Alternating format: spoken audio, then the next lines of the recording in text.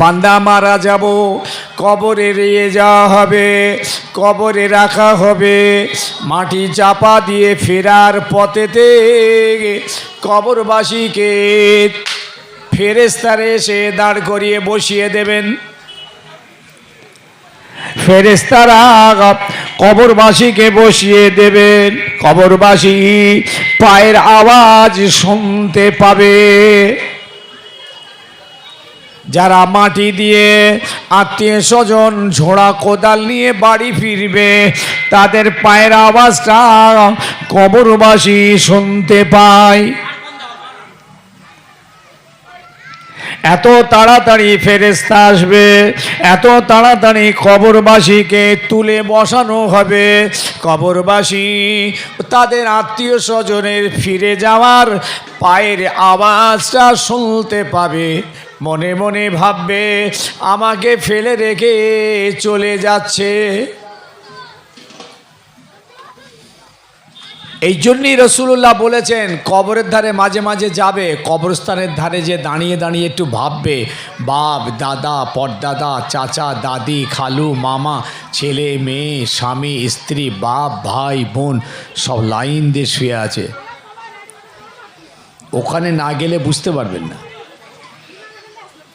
ওইখানে গেলে তবে অনুভূতি হবে।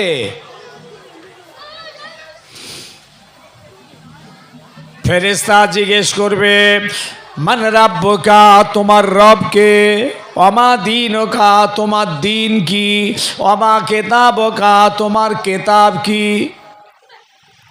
ওমান নবিয়ুকা, তোমার নবীকে। পরপর প্রশ্ন হবে। যারা আল্লাহর নেককার বান্দা হবেন, ঈমানদার মুমিন আমলদার বান্দা বান্দি হবেন, তারা ওই ফেরেশতার প্রশ্নের জবাব দিয়ে দেবে। প্রত্যেকটা প্রশ্নের উত্তর দিয়ে দেবে। মান রাব্বুকা, রাব্বি আল্লাহ। ও বাবাজি, কবরের ভিতরে আপনাদের কথাগুলো আরবিতে হবে, প্রশ্নটা আরবিতে করা হবে, আপনারা জবাবটাও আরবিতে দেবেন। ওখানে আর বাংলা ইংরাজি উর্দু হিন্দি থাকবে না, সারা পৃথিবীর মানুষের জবানটা আরবি হয়ে যাবে। মান রাব্বুকা, রাব্বি আল্লাহ। ওমা দীনুকা, দীনি আল ইসলাম। ওমা কিতাবুকা, কিতাবি আল কোরআন। ওমান নবিয়ুকা, নবিয়ুনা মুহাম্মাদুর রাসূলুল্লাহ। প্রত্যেকটা প্রশ্নের উত্তর। জান্নাতীদের ভাষা আরবি হবে, আপনারা আরবিতে কথা বলবেন। আল্লাহর দয়ায়, আল্লাহর নেয়ামত এটা।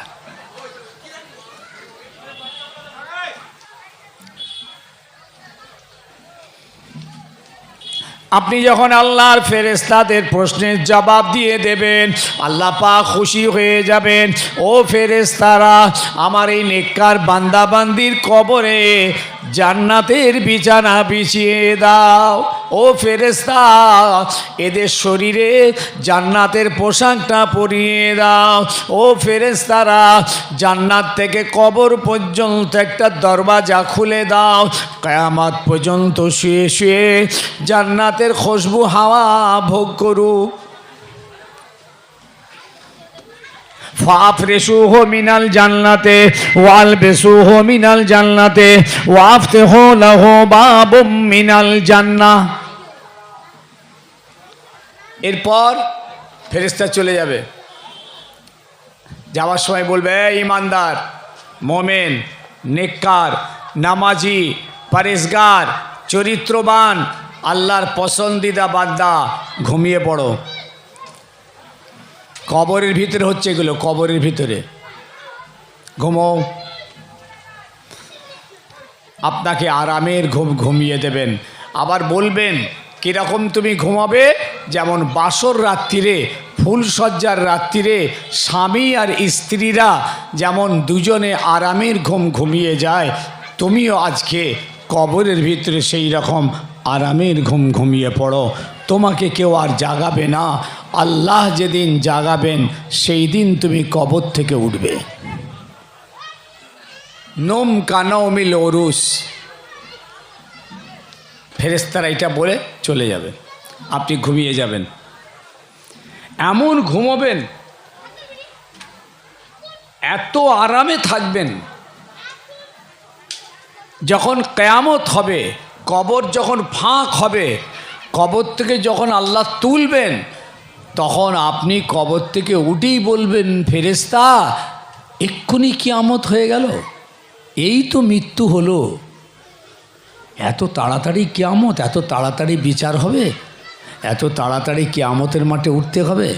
ফেরেশতারা বলবেন, বান্দা তুমি জানো না তোমার কবরের উপর দিয়ে না হাজার হাজার হাজার হাজার হাজার বছর পার হয়ে গেছে, তোমার এই মৃত্যু হয়নি, কত লাখ বছর তোমার কবর উপর দিয়ে চলে গেছে, তুমি আরামের ঘুম ঘুমোচ্ছিলে, তাই তোমার কোনো খেয়াল নেই, ওঠো। আচ্ছা বলুন তো ছেলেরা, যখন তুমি আরামে ঘুমিয়ে পড়ো, রাত 11টার সময় গিয়ে শুয়ে পড়লে, ঘুমিয়ে গেছো, সুস্থ শরীর, বেশ শান্তির ঘুমে ঘুমিয়ে গেলে, এক ঘুমে সকাল 9টা, কত বাজে? এক ঘুমে মাঝখানে পিচ্চাপ পেলে একবার বাবারে মারে করে ওঠো, নাহলে এক ঘুমে, এই কথা বলে না, সকাল 9টা উঠেই বলবে 9টা বেজে গেলে এক্ষুনি, এই তো শুনুন, এমন ঘুমিয়েছ। আর ব্যারামি লোকটা সারা রাত খালি ঘুমোতে পারে, বাবারে মারে, কখন সকাল হবে রে, রাত এত বড় এখনো সকাল হয়নি, কত বাজলো রে, মরে গেল, মাথার যন্ত্রণা, পেটের যন্ত্রণা, কি ঘাড়ের যন্ত্রণা, বাবারে মারে, ব্যারামি লোক তো, রাত বড়। ঠিক কবরের ভিতরে যখন আযাব হবে, যারা ব্যারামি কবরে ঢুকবে, যাদের ট্রিটমেন্টটা কবরের ভিতরে হবে, এরা বলবে কখন কিয়ামত হবে, কবে কিয়ামত হবে, কবে কিয়ামত হবে, যা করলে হয় আল্লাহ করো, এই আযাব আর সহ্য হয় না। এই ইমানদারদের সঙ্গে গুনাহগারদের তফাৎ এইটা, ইমানদারদের সঙ্গে বেঈমানদের তফাৎ এইটা। আল্লাহর খাস রহমত যে আল্লাহ আমাদেরকে ইমানদার করে, মোমেন করে, মুসলমান করে, আল্লাহ মুসলমানের ঘরে আল্লাহ আমাদেরকে পাঠিয়েছেন। মনে রাখবে ছেলেরা, আমরা সবাই জান্নাতি, বলুন ইনশাআল্লাহ, চিৎকার করে বলেন, আমরা সবাই জান্নাতি। পৃথিবীর যত জাত আছে সব জাহান্নামী, ওদের কোনো জান্নাতের গ্যারান্টি নেই। যদি ওরা তওবা করে কলমা পড়ে ঈমান এনে মুসলমান হয়, তাহলে ওদের জান্নাতের খবর আছে।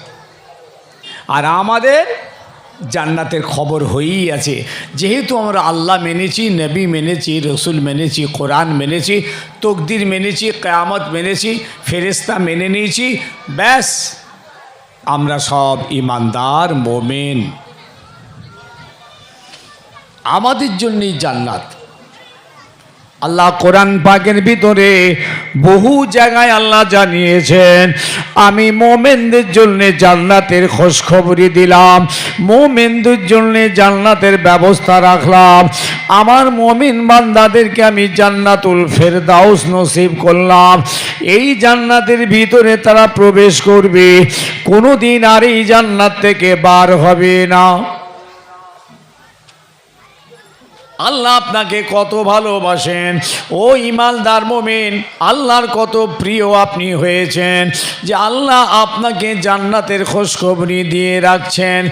আল্লাহ আপনাকে এত ভালোবাসেন, কোরআন পাকের ভিতরে বহু জায়গায় আল্লাহ আপনাকে ডেকেছেন, ইয়া আইয়ুহাল্লাযীনা আমানু, ইয়া আইয়ুহাল্লাযীনা আমানু, হে ইমানদারেরা, হে মুমিনেরা।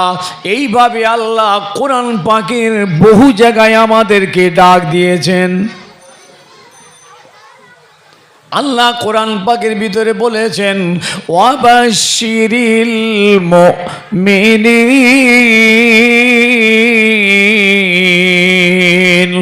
আয় আমার নবী, আপনি আপনার ইমানদার মুমিন উম্মতিদেরকে আমার দয়ার জান্নাতের খোঁজখবরি শুনিয়ে দিন। একটু জোরে হবে, আরো জোরে হবে। আর ওই পৃথিবীর অন্যান্য জাত তাদের জন্য আল্লাহ জানিয়ে দিয়েছেন ফাবাশশিরুহুম বিআযাবিন আলীম। ও নবী, গুনাহগার, বদকার, পাপী আপনার উম্মতিদের জন্য আমার জাহান্নামের খোঁজখবরি শুনিয়ে দিন। আল্লাহ আমাদের ভালোবাসে না? আল্লাহর ভালোবাসা শুনলে মাথা খারাপ হয়ে যাবে। এসব তো ভাবেননি, আমরা তো ভাবি না। আমরা মনে করি আমরা যা তাই, এই যে দুনিয়াতে খাচ্ছি, বেড়াচ্ছি, হো হো করছি, বেশ আবার কি। মনে রাখবেন, পৃথিবীর যত জাত আছে সেই সমস্ত জাতের সঙ্গে আমাদের কোনো মিল নেই। আমাদের আল্লাহ আছে, নবী আছে, রসুল আছে, কোরআন আছে, হাদিস আছে, সংবিধান আছে। আমরা পৃথিবীর কারোর মতন নয়, কেউ আমাদের মতন নয়। আমরা আইন মেনে চলি, আমরা আল্লাহর সংবিধান মেনে চলি। আমরা বীর ধর্মের বীর মুসলমান। আমাদের রসুল আছে, কোরআন আছে, হাদিস আছে, সংবিধান আছে। আমাদের জীবনটা এলোপাতাড়ি, খামখেয়ালি, স্বেচ্ছাচারী নয়। পৃথিবীর যত জাত আছে তাদের কোনো আইন নেই, খোদা নেই, নবী নেই, রসুল নেই, কোরআন নেই, হাদিস নেই, হালাল নেই, হারাম নেই। আমাদের সব আছে। আমরা সিরাতাল মুস্তাকিমের উপরে চলি। আমরা বীর ধর্মের বীর মুসলমান। জান্নাত আমাদের জন্যেই। আল্লাহ আমাদেরকেই জান্নাত দেবেন। বলুন ইনশাআল্লাহ। চিৎকার করে বলেন ইনশাআল্লাহ। জান্নাত আমাদের জন্যেই, বলুন ইনশাআল্লাহ। ভাই সাহেব, এতখানি খুশির খবর দেওয়ার পর মোমেনদের দুটো ভাগ। সবাই জান্নাতে যাব, এই সবাই যে কজন আছে এখানে মোটামুটি ইনশাআল্লাহ, বলুন ইনশাআল্লাহ। প্রত্যেকে ইমানদার মোমেন, প্রত্যেকেই আমরা মোমেন, প্রত্যেকে ইমানদার, কিন্তু প্রত্যেকে কিন্তু মুসলমান নই। আজ ভালো করে বুঝবেন, এটা একটা ইউনিভার্সিটি চলছে, ইসলামিক কোরআন হাদিসের শিক্ষা চলছে। আমি একজন প্রফেসর, কিছুক্ষণের জন্য আপনারা আমার ছাত্র। আপনাদেরকে বুঝে নিতে হবে আমার কাছ থেকে আমি কি টপিকসটা এনেছি। সবাই ইমানদার মোমেন, কিন্তু সবাই মুসলমান নয়। আচ্ছা বলুন তো, ইমান কাকে বলে? যদি আপনার কোনো হিন্দু ভাই, শিক্ষিত কোনো ভাই, বন্ধু, মানে বন্ধু, হিন্দু ভাই বন্ধু হিসাবে আপনাকে বলেন, ভাই সলিম ভাই, আচ্ছা আপনার ইমান কাকে বলে একটু বুঝিয়ে বলুন তো। আচ্ছা ইসলামটা কি জিনিস একটু বুঝিয়ে বলবেন? বুঝাতে পারবেন? পারবেন? আপনার বন্ধু আপনাকে বলল জয়দেব ভাই আপনাকে বলল, ভাই সেলিম তোমাদের ইসলামটা কি, একটু আমাকে মূল বিষয়টা একটু বুঝিয়ে বলো তো। ইমানটা কি জিনিস? ইমান করো তোমরা, আমি তো বুঝতে পারি না, একটু বুঝিয়ে বলো তো। পারবেন? আপনি নিজে ইমানদার হয়ে ইমান বোঝেন না। আপনি একজন মোমেন হয়ে ইমান জানেন না কি জিনিস। একজন মুসলমান হয়েছেন, আপনি দাবি করছেন আমি মুসলমান, আপনি ইসলামটা কি তাই জানেন না। খুব আফসোস, আমার ঘরের ছেলেদের অবস্থা দেখেন। আমি আজকে দুটো বিষয় একটুখানি ক্লিয়ার করব আপনাদের কাছে, শুনবেন তো? সবাই রাজি? যে ইনশাল্লাহ। দেখেন আমি কত সুন্দর করে বুঝিয়ে দিচ্ছি ইনশাল্লাহ যে ইসলাম কি আর ইমানটা কি।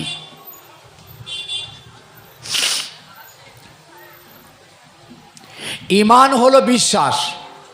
ইমান হলো, সবাই মিলে বলেন, বিশ্বাস। ওটা ভেতরের আমল। দেখতে পাওয়া যায় না। আপনি বিশ্বাস করে মেনে নিয়েছেন আল্লাহকে, অথচ আপনি চোখে দেখেননি, না দেখে। আমাদের রসুলকে চোখে দেখেননি কিন্তু মেনে নিয়েছেন, মানতে হয়েছে আপনাকে যে আমি নবীকে মানি। নবীকে চোখে দেখেননি, আল্লাহকে চোখে দেখেননি কিন্তু আপনি মেনেছেন, এই জন্য আপনি ইমানদার। যত ফেরেশতা সব মেনে নিয়েছেন, যত আসমানি কেতাব সব মেনেছেন আপনি, যত নবী রসুল এসেছেন সব চোখে দেখেননি, প্রত্যেককে আপনি মেনেছেন। আমি সব নবীকে মানি। তকদির কিচ্ছু চোখে দেখেননি, জীবনে দেখবেন ওরা তকদির কি জিনিস, কিন্তু মেনে নিতে হয়েছে আপনাকে আমাকে। আপনি ইমানদার। কিয়ামত চোখে দেখেননি, কিয়ামত কি জিনিস, কবে কোথায় কি কিচ্ছু জানেন না, মেনে নিতে হয়েছে যে কিয়ামত হবে। কবর থেকে আল্লাহ আমাদেরকে উলঙ্গ অবস্থায় কিয়ামতের মাঠে তুলবেন, এটাকেও আমরা মেনে নিয়েছি।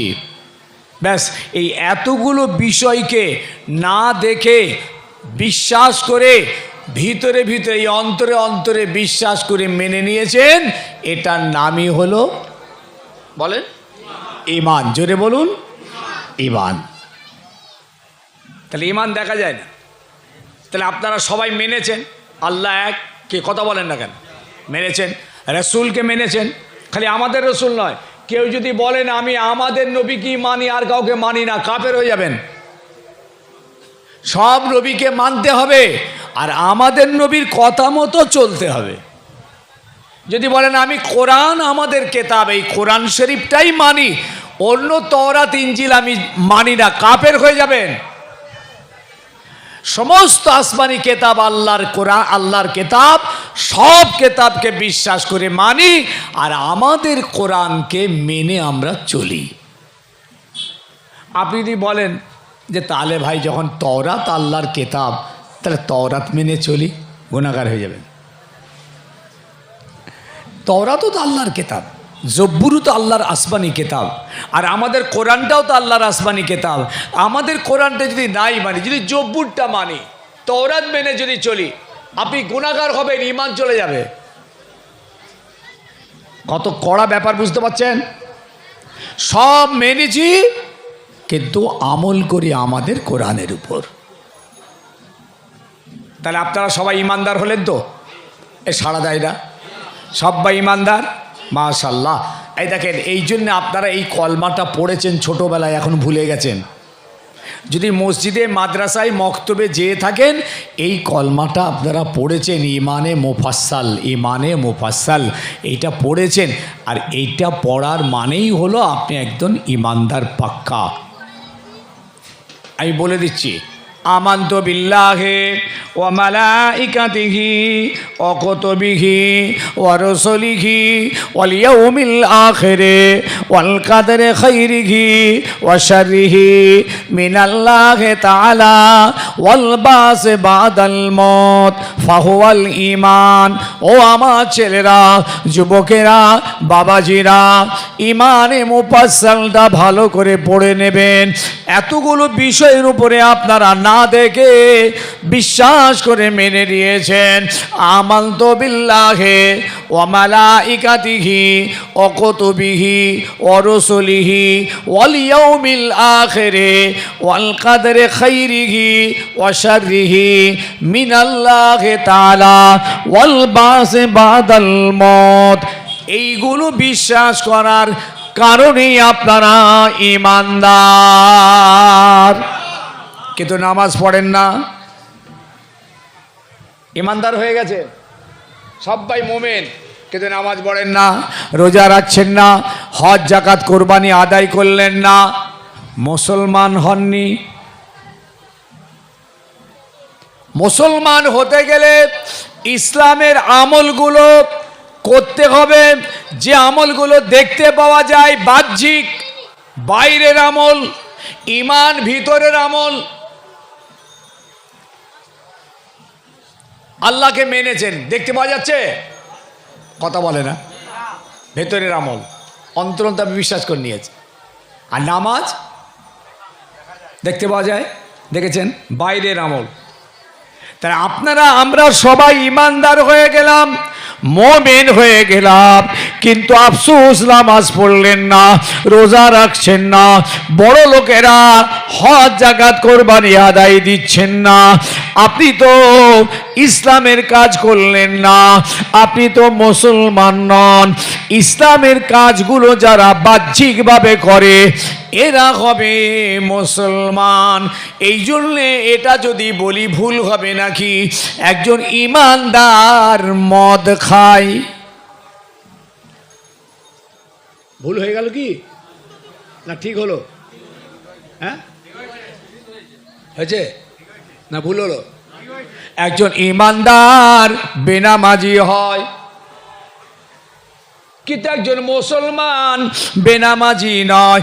একজন মুসলমান মদ খায় না, একজন ইমানদার মদ খায়। একজন ইমানদার বেরোজগার হয়, কিন্তু একজন মুসলমান বেরোজগার হয় না। মুসলমান মানেই হলো সে নামাজি রোজাদার। হয়তো বুঝতে পারছেন না আমার কথা, একটু ঠান্ডা মাথায় বুঝেলেন কি বলতে চাইছি।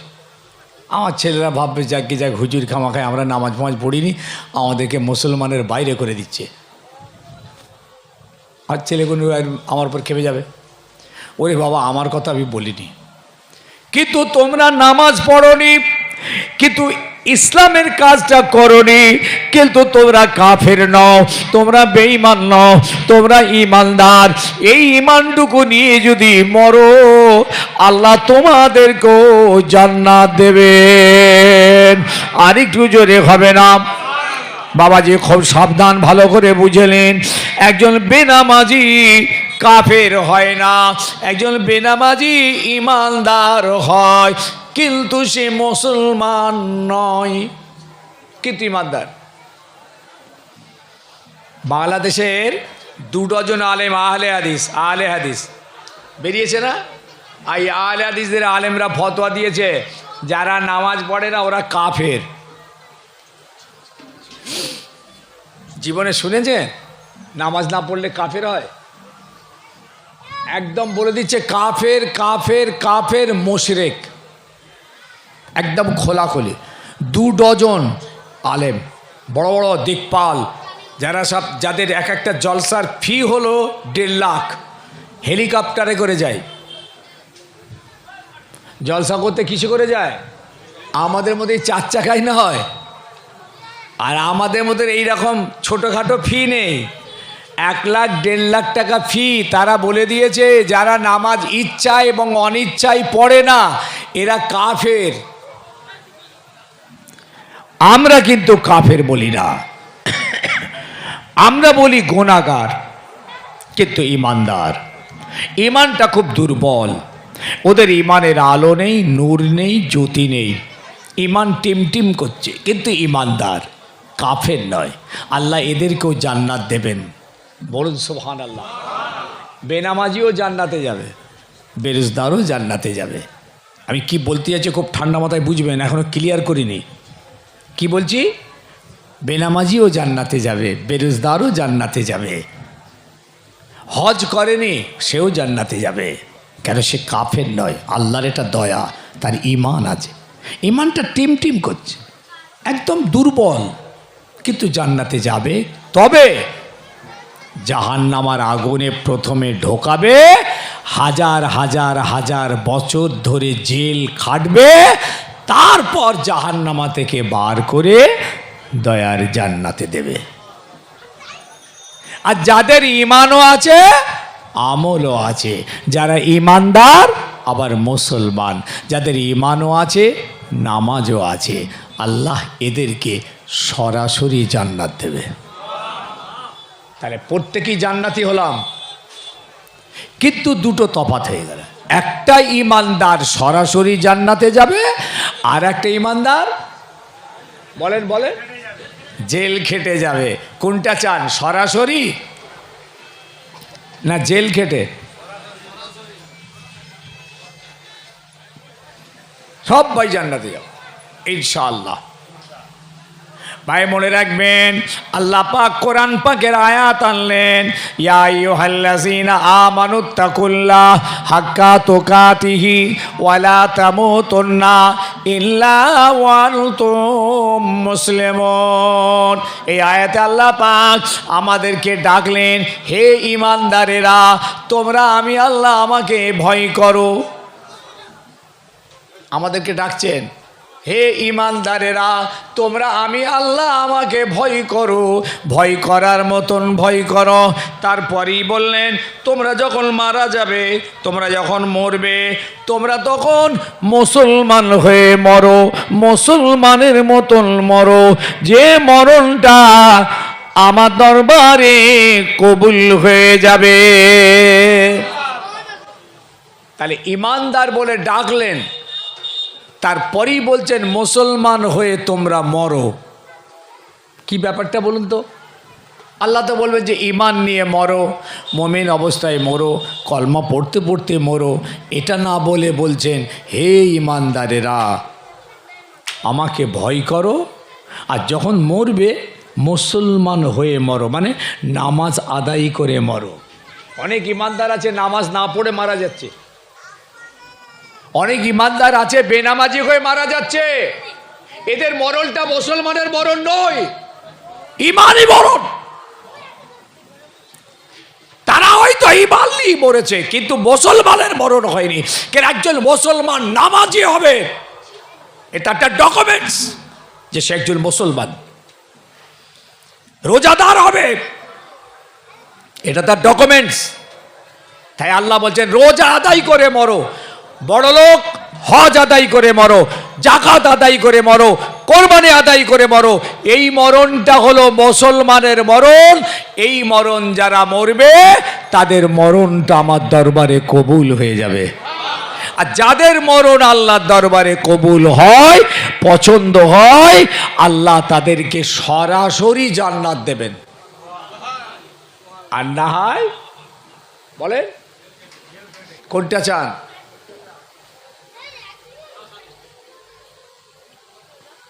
অসুবিধা হচ্ছে? এখনো সুযোগ আছে, সোনার যুবক, এখনো সুযোগ আছে। আমার আল্লাহ এত ভালোবাসেন আমাদের। এতদিন নামাজ পড়িনি তো, অনেক গুনাহ করেছি, কিন্তু নামাজটা শুরু করে দাও আর দিয়ে বলো, আল্লাহ পিছনে যা হবার হয়েছে তুমি আমায় মাফ করে দাও। আল্লাহ, আমি তোমার নামাজ অনেক দিন পড়িনি, আমি নামাজ শুরু করছি, পিছনেগুলো মাফ করে। আল্লাহর এত দয়া না, আপনার পিছনের এই 30 বছরের নামাজ আল্লাহ সব মাফ করে দেবেন। সামনের দিকে এগো। কি হলো বাবুজি, কি হলো গো? যাও নিয়ে যাও। আল্লাহ কত দয়াশীল দেখেছেন। রোজা এতদিন রাখিনি, আল্লাহ পাহাড় পাহাড় গোনা হয়েছে, আমি তওবা করছি, রোজা রাখছি, আল্লাহ আমার পিছনেরগুলো তুমি মাফ করে দাও। আল্লাহ মাফ করে দেবেন। আর চিন্তা কিসের? তার সমস্যা কোথায়? যদি এবার বলো, ছেলেরা যদি বলে, হুজুর এই তো 18-20 বছর বয়স, এখন দিন কতক যাক, সেই বুড়ো বয়সে একবার তওবা তিল্লা করবো। আরে বেটা, তুই এক্ষুনি মরে যাবি, এক্ষুনি আজরাইল আসতে পারে, তোর বুড়ো পর্যন্ত যাবার টাইম আছে। 18-20 বছর বয়স, এই তো ঠেলে উঠছি, আরো দিন কতক যাক। হ্যাঁ, আমি আমজাদ ওয়াজ করছি, আমার এই বিশ্বাস, গভীর বিশ্বাস, আল্লাহর হুকুম যদি হয়ে যায়, এখানেই আমার এই স্টেজেই মৃত্যু হয়ে যাবে। অ্যাট ওয়ান্স, এক্ষুনি মত হয়ে যেতে পারে। এটাই হলো ঈমান, এটাই হলো স্বাভাবিক। এই বেঁচে আছি, কথা বলছি, এটা হলো অস্বাভাবিক। অতএব ঈমানদার হয়ে গেছি, সবাই ঈমান এনেছি, কিন্তু ঈমানটা মজবুত করার জন্যে আমলটার দরকার। আজকে যে ছেলেগুলো নামাজ পড়ছে না, রোজা রাখছে না, হজ জাকাত কোরবানি আদায় করছে না, মদ সুদ ঘুষ চুরি ডাকাতি জেনা ব্যভিচারিতে লিপ্ত আছে, এদের ঈমান আছে, কিন্তু একদম টিম টিম করছে, তলানিতে চলে গেছে, যে কোনো মুহূর্তে নষ্ট হতে পারে। এরা যদি ওই অবস্থায় মৃত্যুটা হয়, তাহলে হয়তো ঈমান নিয়ে মরল, কিন্তু আল্লাহ ওদেরকে জান্নাত অনেক দেরিতে দেবেন, অনেক দেরিতে, আগে জাহান্নামায় ঢোকাবেন। হাজার হাজার বছর জানা নেই ওই জাহান্নামার ভিতরে জাহান্নামার আযাব ভোগ করতে থাকবে, কত বছর জানা নেই। তারপরে আল্লাহ বলবেন, ফেরেশতা এবার এদেরকে জাহান্নামা থেকে তোল, আমি আল্লাহ এদের আর আযাব দেব না। এরা আমাকে মানত, আমার নবীকে মেনেছে, কোরআন হাদিস মেনেছে, ফেরেশতাদের বিশ্বাস করেছে, তাকদীর বিশ্বাস করে ঈমান নিয়ে ঈমান অবস্থায় মরেছে। আর আমি এদের জাহান্নামের আগুনে আর পোড়াবো না, এদের জাহান্নামা থেকে তোল। আল্লাহ তোমার যখন এত দয়া, তুমি তাদের জাহান্নামা থেকে তুলে আবার জান্নাত যখন দেবে, এত বছর কেন জাহান্নামার আগুনে পোড়ালে? ও ফেরেশতা, এরা আমাকে মানত, আমার নবীকে মানত, আমার কোরআন মানত, কিন্তু এরা ইহুদি নাস্তিক খ্রিস্টানদের অনুকরণ করে চলতো। এরা জান্নাতীদের ভালোবাসতো কিন্তু জাহান্নামীদের অনুসরণ করত। এরা কোরআন মানত, নামাজ পড়তো না, এরা নবীকে মানত, রোজা রাখতো না। এই জন্যে এরা ইহুদি নাস্তিকদের অনুসরণ করে জীবনটা কাটিয়েছে। তাই ওই সমস্ত জাহান্নামীদের সঙ্গে কিছু বছর আমি জাহান্নামায় দিলাম। ওই ইহুদি নাস্তিকদের ঈমান নেই, ওরা জাহান্নামা থেকে বার হবে না। এদের এক সরষের দানা ঈমান ছিল, তাই আমি আল্লাহ ওই সরষের দানা বারাবার ঈমানের খাতিরে আমি জাহান্নামা থেকে বার করে এদেরকে আমার দয়ার জান্নাত দিতে চাই। আল্লাহর হাবিব বলেছেন, যার ভিতরে মিসকালা হাব্বাতা খারদালিম মিনাল ঈমান, একটা সরষের দানা ঈমান নিয়ে মরবে, আল্লাহ তাকেও জান্নাত দেবেন। অতএব সরাসরি যেতে হবে, জেল খাটতে পারবো না। জাহান্নামের আযাব জানেন? ওই জাহান্নামের আগুনটার রং কালো হয়ে গেছে, লাল ছিল, পুড়ে পুড়ে পুড়ে পুড়ে পুড়ে পুড়ে নীল হয়েছিল, আরো পুড়ে পুড়ে জাহান্নামের আগুনের রংটা কালো হয়ে গিয়েছে। বাবা, ওই জাহান্নামের উপর থেকে যদি একটা পাথর ফেলে দেওয়া হয়, 70 দিন সময় লাগবে নিচে পর্যন্ত পৌঁছাতে।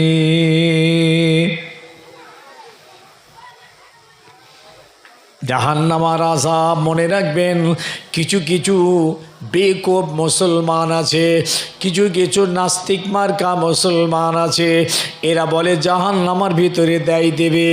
জাহান্নামের আগুন তো শুনেছি কালো রং, প্রচণ্ড দহন ক্ষমতা, অতএব জাহান্নামের ভিতরে দিলে তো আমরা পুড়ে ছাই হয়ে যাব, ধোঁয়া হয়ে যাব, আযাব আর কোথায় হবে?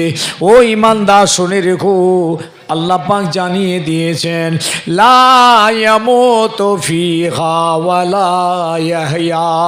ও বান্দা শুনে রাখ, জাহান্নামের আগুন তোদেরকে পুড়িয়ে ফেলবে, কিন্তু তোদের মওত হবে না। তাহলে মওত যদি না হয় বেঁচে থাকবে তো? বলছে তোরা বেঁচেও থাকবি না। আচ্ছা, বেঁচে না থাকলে তাহলে মৃত্যু হবে? বলছে মৃত্যু হবে না। লা ইয়ামুতু ফিহা ওয়ালা ইয়াহইয়া। আগুনটা না লাফিয়ে উঠবে। জাহান্নামীদের চেহারা জানেন? দাঁতটা হবে ওহদ পাহাড়ের মতো। জাহান্নামীদের চেহারাগুলো আল্লাহ পাক বানিয়ে দেবেন যে তাদের দাঁতটা হবে ওহদ পাহাড়ের মতো। এবার হাত পা চোখ নাক কান মুখ হিসাব করে নেন। আল্লাহ জানিয়ে দিলেন, লা ইয়ামুতু ফিহা ওয়ালা ইয়াহইয়া। জাহান্নামীরা জাহান্নামের ভিতরে বেঁচে থাকবে না।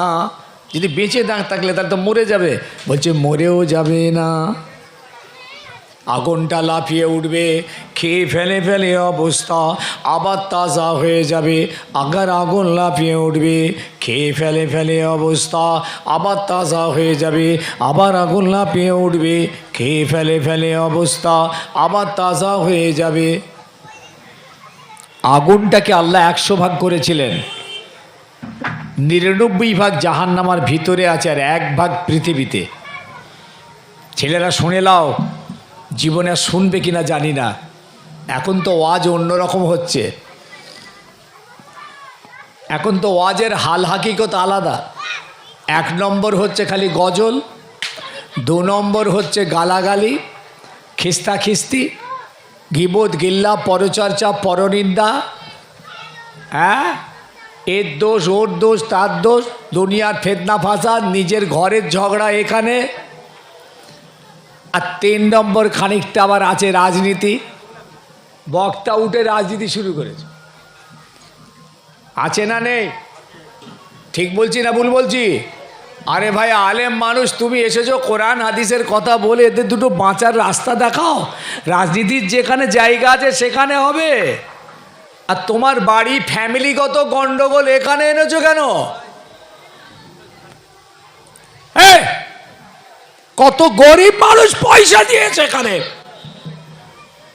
সেই পয়সাগুলো গুছিয়ে গুছিয়ে জমা করে এই হুজুরের পকেট, ওই হুজুরের পকেট, সেই হুজুরের পকেটে ভরে দিচ্ছে এই গীবত গিল্লা শুনবার জন্যে। লড়া ধরবেন আর সম্মানের সঙ্গে বলবেন, হুজুর আপনি কোরআন হাদিসের যদি ওয়াজ করতে পারেন তাহলে করুন, না আসসালামু আলাইকুম, ঘরে যান। এটা যদি আপনারা না করেন, আগামী দিন আরও ভয়ঙ্কর। আপনাদেরকে ওই গীবত গিল্লা বসে বসে শুনতে হবে আর জেনার গোনা করতে হবে। ওটা জেনার গোনা। ও হুজুরও জেনার গোনা করছে পরের গীবত করে, আর আপনাকেও গোনা করাচ্ছে। আপনি ভাবছেন খুব দামি দামি কথা বলছে, ভাল লাগছে বেশ শুনতে। এই জাহান্নামার কথা ভাল লাগে না, কবরের কথা ভাল লাগে না, নামাজ রোজা ভালো লাগে না শুনতে। এইসব আর একটা কথা হলো? এই কেমন দিচ্ছে দেখো, ওর কথা, ও তার কথা, এর গীবত। ঠিক বলছি তো? ইউটিউব খুলে দেখবেন, মোবাইল খুললেই তো দেখবেন কেমন হচ্ছে। হুজুর কেবলাদের সময় ছিল, আমার হুজুর কেবলা মুরব্বী যারা চলে গেলেন, এদের জামানাতে এইসব ছিল না বাবা। এখন এই সব শুরু হয়ে গেছে।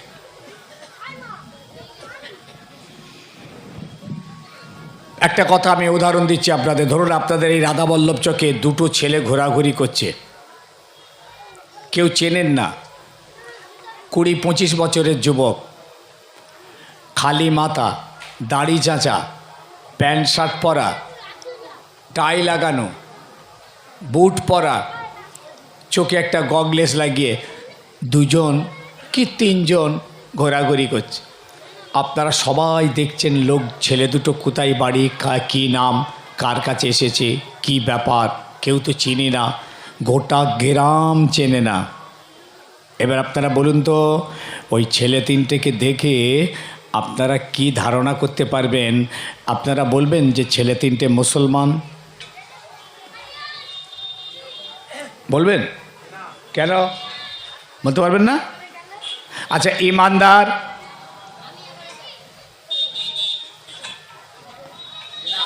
তাও বলতে পারবেন না? আচ্ছা, যখন ইমানদারও বলতে পারলেন না, মুসলমানও বলতে পারলেন, তাহলে কাফের? কাফের বলবেন? কাফেরও বলতে পারবেন না ভাই, লগড়ে জিনিস। আবার বলছি, খালি মাথা, টুপি থাকলে বলে ফেলবেন, দাড়ি নেই, দাড়ি থাকলে বলে ফেলতেন, পাঞ্জাবি পরে নে, প্যান্ট শার্ট, আবার টাই, আবার বুট, আবার গগলেস। কি ধারণা করবেন? পোশাকটা দেখে আপনি না হয় ধারণা করতে পারেন যে ইহুদিদের পোশাক পরে আছে, খ্রিস্টানদের পোশাক পরে আছে, নাসারাদের পোশাক পরে আছে, এটা আপনি ধারণা করতে পারেন। কিন্তু লোকটাকে, ছেলেগুলোকে আপনি কাফেরও বলতে পারছেন না, ইমানদারও বলতে পারছেন না, মুসলমানও বলতে পারছেন না। খুব টাফ প্রশ্ন। লগরটা দেখেছেন? এরপরই তিনজনই মসজিদের ভিতরে টুকটুক করে গিয়ে ঢুকে পড়ল। আপনারা দেখছেন পিছন থেকে, রে কী ব্যাপার, তো মসজিদে যাচ্ছে কেন? আর গিয়ে না নামাজে দাঁড়িয়ে গেছে তিনজন। আল্লাহু আকবার, আলহামদুলিল্লাহি রাব্বিল আলামিন, আর রহমানির রহিম, মালিক ইয়াউমিদ্দিন। আপনার জানলা দিয়ে দেখছেন এই নামাজ পড়ছে তো। এবার কি ধারণা করবেন? কথা জোরে বলেন। কেন? আমলটা বাইরে চলে এসেছে। নামাজ যে আমলটা দেখতে পাওয়া যায়, ইসলাম, নামাজ হলো কি ইসলামের কাজ। যেহেতু নামাজ পড়ছে আপনি সঙ্গে সঙ্গে বলছি তো মুসলমান। আরে যেহেতু মুসলমান তাহলে ও ইমানদার, ওর ইমানও আছে, ইসলামও আছে, ও তাহলে ইমানদার মুসলমান। এতক্ষণ বলতে পারছিলেন না কারণ তার আমলটা দেখা যায়নি, এই জন্য আপনি বলতে পারছিলেন না। যেই আমলটা বাইরে এলো, আমি যেটা প্রথম থেকে বলছি, ঈমান হলো ভিতরের আমল আর ইসলাম হলো বাইরের আমল। আমার ছেলেদের ভিতরের আমলটা ঠিক আছে, ঈমান ঠিক আছে, কিন্তু বাইরের আমলটা না থাকার জন্য মুসলমান পুরোপুরি হতে পারছে না। শেষ একটা হাদিস আনছি এই ঈমান আর ইসলামটাকে বোঝানোর জন্যে। আনবো? বলবো তো? আমি তো দাদা হুজুর কেবলার টাইটেল মাদ্রাসার ওস্তাদ ছিলাম, শিক্ষক। 30 বছরের উপর শিক্ষকতা করেছি, আল্লাহ শকর। ৭৬ হাদিস পড়িয়েছি, বুখারী, মুসলিম, নাসাই, তিরমিজি, আবু দাউদ, ইবনে মাজাহ। তাফসীরের কিতাব পড়িয়েছি, ফিকহের কিতাব পড়িয়েছি, আল্লাহ পাক করিয়েছেন। এই রিসেন্টলি কিছুদিন হলো রিটায়ার হলাম। তো মুসলিম শরীফ যখন পড়াচ্ছিলাম এই হাদিসটা, আর আপনারা জানবেন পৃথিবীর সব আলেমরা জানে এই হাদিস। আল্লাহ নবী একদিন মসজিদে নববীতে বসে আছেন, এমন সময় একটি লোক এলো। সাহাবীরা দেখছেন লোকটাকে চেনে না, লোকটাকে কেউ চেনে না, কে লোক। লোকটা এলো খালি মাথায়, গায়ে একটা সাদা চাদর জড়ানো। লোকটা এসে আল্লাহ নবীর সামনে বসলো, আসসালামু আলাইকুম ইয়া রাসূলুল্লাহ, ওয়া আলাইকুম আসসালাম। আর বসেছে এইরকম নামাজের মতো, এরকম করে এসে বসে গেছে, খুব সম্মানের সঙ্গে বসেছে, আদব করে আল্লাহ নবীর সামনে বসিয়ে না নিজের হেঁটোটা আল্লাহর নবীর হেঁটোর সঙ্গে ঠেকিয়ে দিয়েছে। নিজের হেঁটো আল্লাহর নবীর মোবারক হেঁটোর সঙ্গে টাচ। হাদিসটা হযরত ওমর রাদিয়াল্লাহু আনহু বয়ান করছেন। ওমর রাদিয়াল্লাহু আনহু মনে মনে একটু রাগ হচ্ছে, কে লোকটা, এত বড় সাহস যে আমার নবীর হেঁটোর সঙ্গে হেঁটো ঠেকিয়ে দেয়। এরপরে লোকটা কি করলো জানেন? পিছনে তাকাবেন না, ওটা ইবলিসের খেলা আছে ওদিকে। এটা বেহেশতের বাগান, এখানে ইবলিস ঢুকতে পারবে না। আর বাইরে তাকালেই বিপদ। আপনারা যতক্ষণ এই ভিতরে আছেন কোনো গোনা হচ্ছে না আপনাদের, যারা বাইরে আছে কিন্তু রিস্কে আছে। আপনারা এখান থেকে উঠে যেই বাইরে যাবেন যে কোনো গোনায় পড়ে যেতে পারেন। কথা কি বুঝছেন? এই জন্যে যে ভাই ছেলেগুলো বাইরে ঘোরাঘুরি করছে এখনও তারা খুব রিস্কের মধ্যে আছে। আল্লাহ নবীর হেঁটো ঠেকিয়ে দিল। আর কি করলো? ওয়াওয়াজা কাফাইহে আলা ফাকজাইহে, নিজের দুটো হাত আল্লাহ নবীর রানের উপরে রাখলো। হযরত ওমর আরো রেগে যাচ্ছেন, এত বড় স্পর্ধা। আমরা রসুলের দিকে তাকিয়ে কথা বলতাম না, আল্লাহ নবীর শরীরে জীবনে হাত দিইনি, আর এর এত সাহস, কে লোকটা, কোথায় বাড়ি, যে আমার নবীর হেঁটো ঠেকালো, আমার রানের উপরে হাত রেখেছে, কিন্তু আল্লাহর নবী কোনো কথা বলছেন না। তাই হযরত ওমর এবং সমস্ত সাহাবায়ে কেরাম সবর করে আছেন, দেখছেন কি হয়। এইবার লোকটা আমার নবীর সঙ্গে কথা বলছেন, ইয়া রাসূলুল্লাহ, ইয়া হাবিবাল্লাহ, আখবিরনি আনিল ঈমান। ইয়া মুহাম্মদ, আপনি আমাকে ঈমান কাকে বলে একটু বুঝিয়ে বলেন। ইয়া মুহাম্মদ, আখবিরনি আনিল ঈমান। আল্লাহ নবী জবাব দিলেন, মান আমানা বিল্লাহি ওয়া বিল ইয়াউমিল আখিরে, যারা আল্লাহ রসুলের উপরে আখিরাতে ঈমান আনবে, আর রসুলের উপরে ঈমান, আল্লাহর উপরে ঈমান, আর কি বললেন, কেতাবের উপরে ঈমান, ফেরেশতাদের উপরে ঈমান, রসুলদের উপরে ঈমান, তকদিরের উপরে ঈমান, কিয়ামতের উপরে ঈমান, কবর থেকে মাহশারে ময়দানে তোলা হবে, বিচারের দিনের উপর ঈমান আনবে। ফাহুয়াল ঈমান, আমানতু বিল্লাহি ওয়া মালাইকাতিহি ওয়া কুতুবিহি ওয়া রুসুলিহি ওয়াল ইয়াউমিল আখিরি ওয়াল কদরি খাইরিহি ওয়া শাররিহি মিনাল্লাহি তাআলা ওয়াল বাস বাদাল মউত, ফাহুয়াল ঈমান। আমি কোরআনের আয়াত দিয়ে বুঝিয়েছি, একটা উদাহরণ দিয়ে বুঝিয়েছি, একটা হাদিস দিয়ে বুঝাচ্ছি ঈমান আর ইসলাম।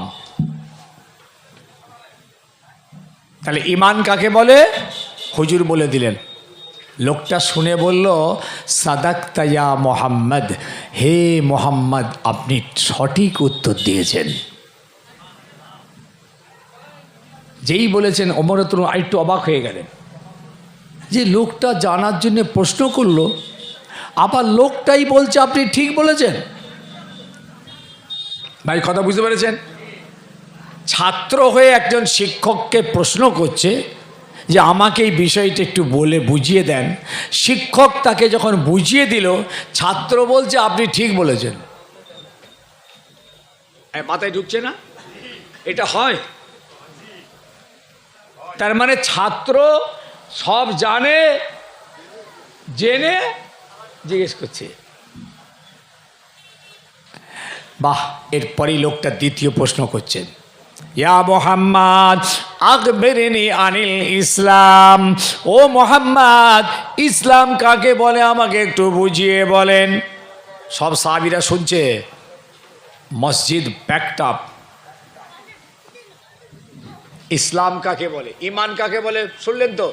ঈমানের উত্তর হলো, হুজুর উত্তর দিয়ে দিলেন, সব না দেখে বিশ্বাস করা, আল্লাহকে, নবীদেরকে, কেতাবকে, ফেরেশতাদের, তকদির, কিয়ামত আর কবর থেকে ওঠা, সব বিশ্বাস করতে হবে। একটা অস্বীকার করলে কাফের হয়ে যাবেন। নামাজ না পড়লে কেউ কাফের হয় না, রোজা না রাখলে কেউ কাফের হয় না, গুনাহগার হয়। মদ খেলে কেউ কাফের হয় না, গুনাহগার হয়। কিন্তু মদ হারাম যদি কেউ না মানে, কাফের হয়ে যাবে। রোজ নামাজ আমাদের জন্য ফরজ, এটা যদি কেউ মানতে না চায়, কাফের হয়ে যাবে। তাই কেউ যদি বলে আমি সব মানি, নবী মানি না, কাফের হয়ে যাবে। আমি সব কিতাব মানি, আমি তওরাত মানি না, কাফের হয়ে যাবে। আমি সব ফেরেশতাদেরকে আমি মেনে নিয়েছি, খালি আজরাইলকে মানি না, কাফের হয়ে যাবে। আমাদের ঈমানটা এত মজবুত, ও পৃথিবীর কোনো জাতের কপালে এসব ঈমান নেই, আমাদের আছে। আমরা বীর, ইনশাআল্লাহ আমরাই জান্নাতি, বলুন ইনশাআল্লাহ। জান্নাত আমাদের জন্য, বলুন ইনশাআল্লাহ। খালি সরাসরি হবে না জেল খেটে হবে? ব্যাস, এই দুটো প্রশ্ন রয়ে গেল, আপনাদের কাছে রেখে গেলাম। আমি কি বুঝাতে পারছি? গোলা ওয়াজ শোনার টাইম নেই। অনেক কষ্ট করে এসেছেন, বসেছেন, দিনকে বুঝুন, দিনের গুরুত্ব বুঝুন। আল্লাহ নবী জবাব দিলেন, ইসলাম কাকে বলে? আমার নবী বললেন, নামাজ পড়া। আমি একদম হাদিস বলছি, মুসলিম শরীফ। রোজা রাখা, হজ, যাকাত, কুরবানি আদায় করা, ফাহুয়াল ইসলাম। লোকটা শুনে বলল, সাদাকতা ইয়া মুহাম্মদ, আপনি সঠিক উত্তর দিয়েছেন। এরপরে নবীকে আবার জিজ্ঞেস করলেন, হে মুহাম্মদ, কিয়ামত কবে হবে? কিয়ামত আগে কেউ জানে? কিয়ামত কেউ আমরা জানি? কোনো নবীরাও জানে না। লোকটা যেই প্রশ্ন করল, ইয়া মুহাম্মদ মাতা তাকুমুস সাআ, কিয়ামত কবে হবে? আল্লাহ নবী জবাব দিলেন, আমার থেকে আপনি ভালো জানেন। মাল মাসউলু বিআলামু মিনাস সাইলে, আমার থেকে আপনি ভালো জানেন। সাহাবারা বলে, তো কঠিন ব্যাপার, নবীর থেকে ভালো জানে লোকটাকে। নবী কই বললেন না, অথচ বলছেন আপনি ভালো জানেন। কে এমন লোক যে নবীর থেকেও সে ভালো জানে লোকটাকে? সাহাবীরা বড় দ্বিধায় পড়ে যাচ্ছে, কিন্তু কোনো কথা বলছেন না, যেহেতু রসুল কিছু বলছেন না। এরপরে লোকটি বলল, মুহাম্মদ, তাহলে আপনি কিয়ামত কবে হবে বললেন না, তাহলে কিয়ামতের আলামতগুলো একটু বলুন না। কি দেখলে বুঝবো কিয়ামতের আলামত? আল্লাহ নবী তখন ওই হাদিসে দুটো আলামতের কথা বলেছেন। দুটো। অন্য অন্য হাদিসে অনেক আলামতের কথা বলা আছে, আর ছোট ছোট আলামতগুলো সব প্রকাশ পেয়ে গেছে, বড়গুলো বাকি আছে। শুনবেন ছোট ছোট কিয়ামতের আলামত? হ্যাঁ, সব আমাদের ঘরে ঘরে, কিন্তু বড়গুলো বাকি আছে। সূর্য পশ্চিম দিক থেকে উঠবে, পূব দিক থেকে আগুন বার হবে, সব লোককে তাড়িয়ে পশ্চিম দিকে নিয়ে যাবে, ইয়াজুজ মাজুজ বার হবে, দাজ্জাল বার হবে, ভূমিকম্প হবে। এই সমস্ত বড় বড় কিয়ামতের আলামতগুলো এখন সব বাকি আছে, কিন্তু ছোটগুলো সব। তাই কয়েকটা ছোট কিয়ামতের আলামত বলে দিই, শুনলেন কোথায় আছি আমরা? দেখেন, আল্লাহ নবী জানালেন, এমন একটা সময় আসবে যখন যখন সমাজের মানুষেরা মূর্খ হয়ে যাবে, কোরআন হাদিসের জ্ঞান থাকবে না, সারা শরীয়তের জ্ঞান থাকবে না, হালাল হারামের জ্ঞান থাকবে না। আলেমদেরকে আল্লাহ দুনিয়া থেকে তুলে নেবেন, পৃথিবীকে এলেম শূন্য করে দেবেন। এটা হবে কিয়ামতের আলামত। আল্লাহ নবী বললেন, মূর্খতা ব্যাপক আকার ধারণ করবে, কিয়ামতের আলামত। মিথ্যেবাদী ব্যাপক আকার ধারণ করবে, কিয়ামতের আলামত। বাবা জেনা ব্যাপক আকার ধারণ করবে, কিয়ামতের আলামত। মদ শরাবনশী ব্যাপক আকার ধারণ করবে, কিয়ামতের আলামত। হারাম উপায় উপার্জনটা ব্যাপক আকার ধারণ করবে, কিয়ামতের আলামত। বড়দের সম্মান থাকবে না, ছোটদের স্নেহ থাকবে না, কিয়ামতের আলামত। মেয়েদের সংখ্যা বাড়তে থাকবে, পুরুষদের সংখ্যা কমতে থাকবে, কিয়ামতের আলামত। মসজিদগুলো সুন্দর হবে, নকশে-নেগার হবে, মুসল্লি কমে যাবে, কিয়ামতের আলামত। পানি ব্যাপক হবে, ফসলটা কমে যাবে, কিয়ামতের আলামত। আমানতের খেয়ানত হবে, আমানতদারি থাকবে না, আমানতের টাকা পয়সা মালমাতা লয়চয় হবে, আমানতের টাকা নিজের মনে করবে, এটা হবে কিয়ামতের আলামত। আল্লাহ নবী আরো বললেন, সমাজের মানুষেরা গুনাহ করতে পছন্দ করবে, কিন্তু তওবা করা এরা ভুলে যাবে, এটা হবে কিয়ামতের আলামত। বাড়ির মেয়েরা রাস্তায় রাস্তায় ঘুরে বেড়াবে, অশ্লীল পোশাক পরে, কুরুচি সম্পন্ন পোশাক পরে, পর পুরুষদেরকে আকৃষ্ট করার জন্য আমার কিছু উম্মতি রাস্তায় রাস্তায় ঘুরে বেড়াবে, এটা হবে কিয়ামতের আলামত। তোমরা লক্ষ্য করে দেখবে, পুরুষদেরকে আল্লাহ সরদারি দিয়েছেন, কিন্তু দেখতে পাবে মেয়েরা সরদারি করা শুরু করবে, এটা হবে কিয়ামতের আলামত। তোমরা লক্ষ্য করে দেখবে, একটা যোগ্যতা সম্পন্ন চেয়ারে একটা অযোগ্য ব্যক্তিকে বসিয়ে দেওয়া হবে, এটা হবে কিয়ামতের আলামত। আমি সামান্য কয়েকটা বলেছি, একটা যোগ্যতাপূর্ণ চেয়ার। একটা উদাহরণ দিই, এই প্রধান সাহেবের যে আমাদের এলাকায় পঞ্চায়েতের যিনি প্রধান, তিনি কত দায়িত্বশীল ব্যক্তি হতে হবে, কত এডুকেটেড হতে হবে, কতটাই তাকে যে জ্ঞান গর্বযুক্ত ব্যক্তিত্ব থাকতে হবে। ওরে আল্লাহ রে আল্লাহ, অত একটা গুরুত্বপূর্ণ চেয়ারেতে একটা মূর্খকে বসিয়েছে। আচাট মূর্খ, সই করতে পারে না টিপসই, বকলমে সই। আবার কুলি হাঁড়ি মুচি সাঁওতালদের একটা মেয়ে নাকি প্রধান। কিয়ামতের আলামত। কথা বুঝেছেন? এখন এই যে লোকটা আমার রসুলকে, আমি হাদিসে ফিরে এলাম, যে লোকটি রসুলকে প্রশ্ন করলো আপনি কিয়ামতের আলামত বলুন, আল্লাহ নবী দুটো, এই জায়গাতে দুটো বললেন, দুটো।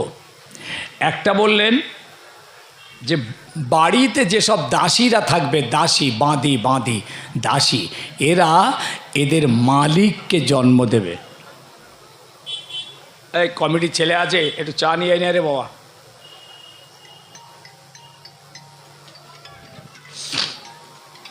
এবার দরুদ শরীফ আল্লাহুম্মা, হ্যাঁ বলো না জি, হ্যাঁ আমি একটা প্রোগ্রামে আছি, বলো।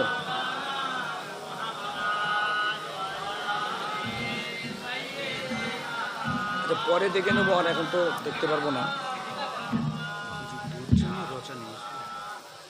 রচাই নিয়ে চিনি ছাড়া দেবে। বলেন রসুলের শানে পড়ছেন, মাদানীওয়ালার উপরে, মদিনাওয়ালার উপরে, মুস্তফার উপরে দরুদ পড়ছেন। আল্লাহু আকবার। আল্লাহুম্মা সাল্লি আলা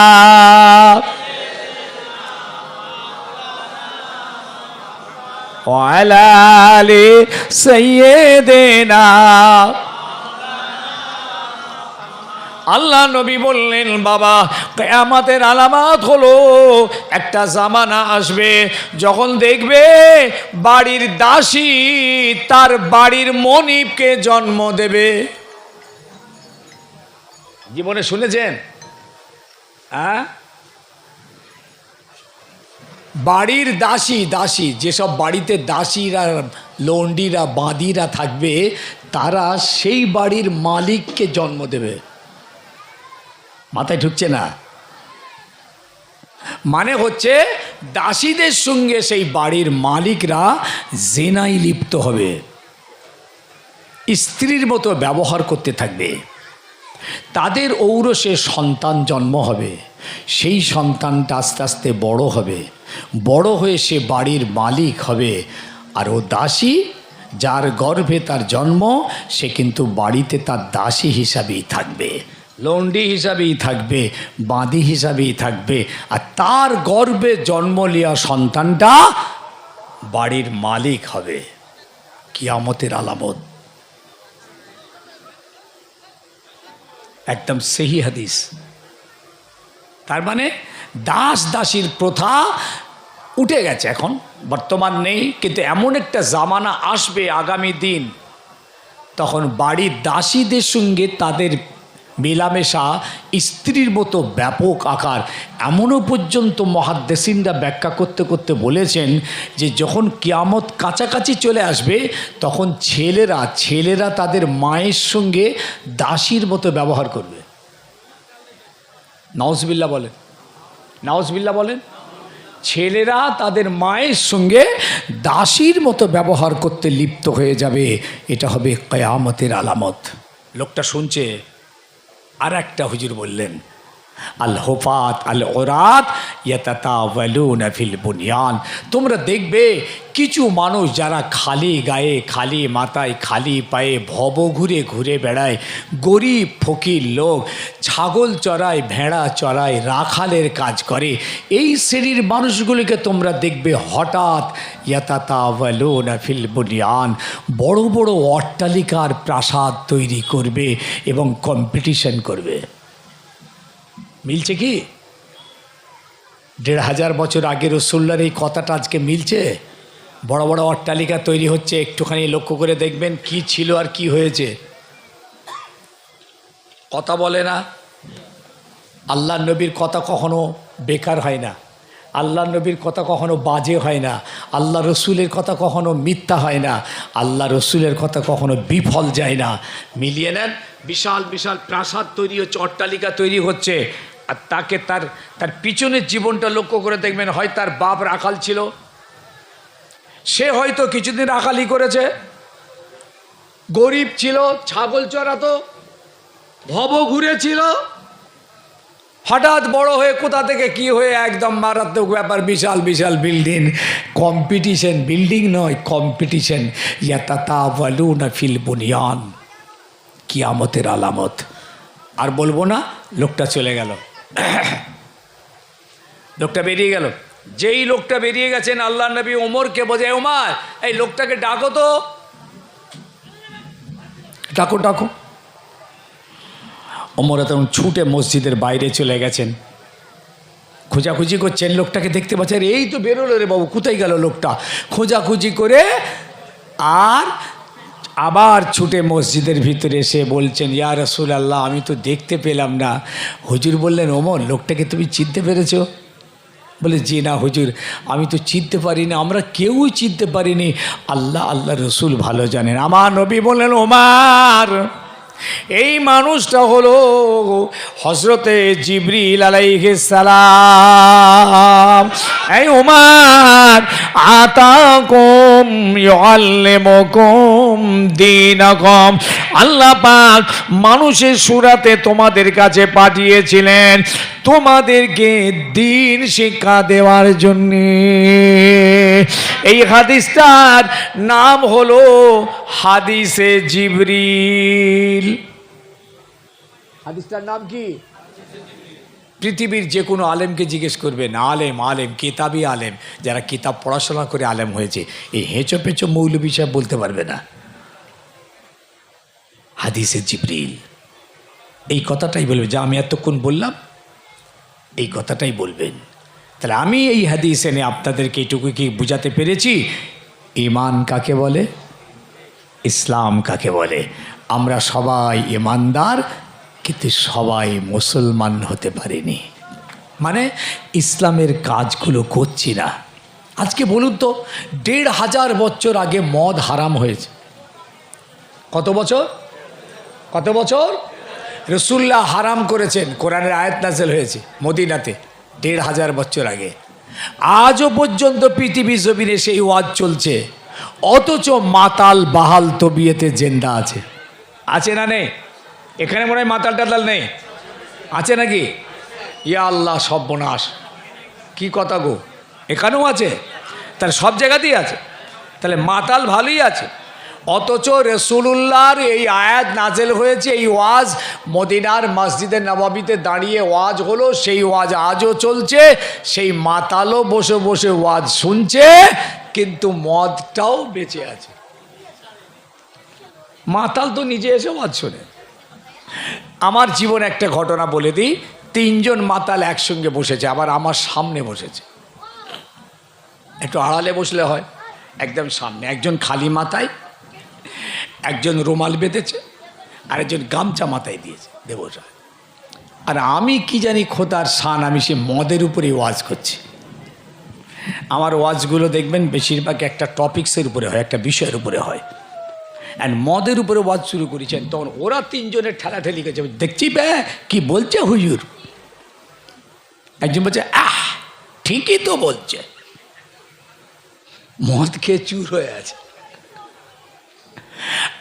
আজ চুপ করলাম, হুজুর মারাত্মক ওয়াজ করছে। আমি বুঝতে পারলাম আওয়াজটা পেয়ে, তো সবাই ৩ জনই তো খেয়ে ফুল লোড হয়ে আছে।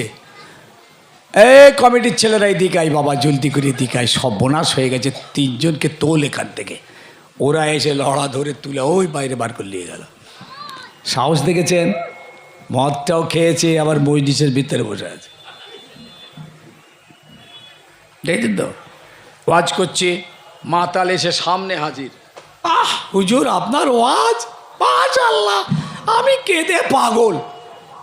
আমার ওয়াজের মুড ঘুরিয়ে দিল একদম। হঠাৎ যদি মাতাল এসে এরকম কথা বলার ওয়াজ হবে? আমি তখন ছেলেগুলো ছেলেরা জলদি আয়, সব বলা আছে এখানে শয়তান ঢুকে গেছে।